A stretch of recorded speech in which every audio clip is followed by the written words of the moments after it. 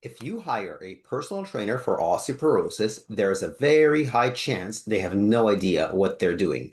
Not because they're bad people, not because they're lazy, but because osteoporosis training is not general fitness. In this video, I'll show you exactly how to tell whether your personal trainer understands bone density or is just guessing. You see, most personal trainer education focuses on things like fat loss, muscle gain, general health, and so on. None of that is osteoporosis. The hard truth is that osteoporosis is rarely covered at all. Many trainers don't understand T-scores, what DEXA scan looks like.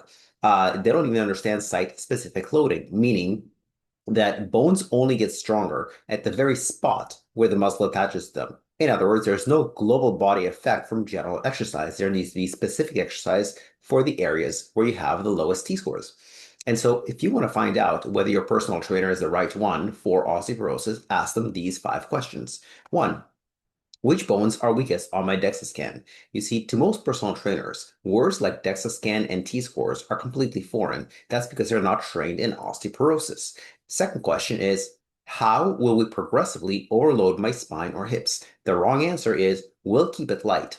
For years, for decades, the thought around osteoporosis is you're fragile, let's prevent you from fracturing every bone. Until 2018, when a monumental study called the Liftmore study came out saying heavyweights are far superior to lightweights. Not just superior, but lightweights don't work.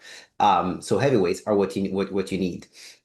Next is what rep ranges stimulate bone adaptation. If they say high repetitions, that is the incorrect answer. You need low repetitions with a higher weight. The fourth question is, how will we reduce fracture risk and not just increase bone density? Because again, you can reduce fracture risk without increasing bone density. Now, of course, you could do both. Ideally, you reduce your fractures and you improve your bone density, but the way to do that essentially is balance training. Fracture risk consists of 2 components. One is your likelihood of falling, and two is if you fall, how likely are you to break a bone? Now, balance training does not affect your bone strength, but it does affect your ability, your likelihood of falling.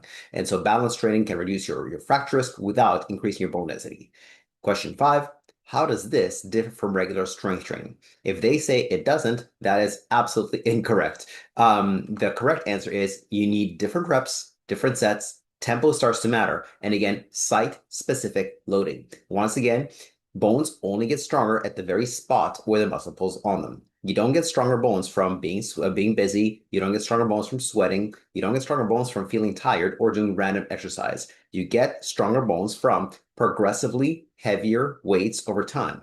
You also get it from specific direction of force and targeting the weakest areas, the spots with the weakest T-scores. And so being active is not the same thing as being protected. Now, if you're doing group fitness, it's certainly better than doing nothing. There is the supervision, there is the camaraderie, but it's not as good as something more personalized to your own T-scores, exercise history, injuries, medical conditions, and so on. My name is Igor. I help adults over 50 improve bone density without medications. If you want to dive much deeper into osteoporosis reversal, I have a special video titled The Stronger Bones Checklist, 6 Steps to Improve Bone Density Naturally. This video is not available on YouTube. However, it is available at this link on your screen right now or in the description below.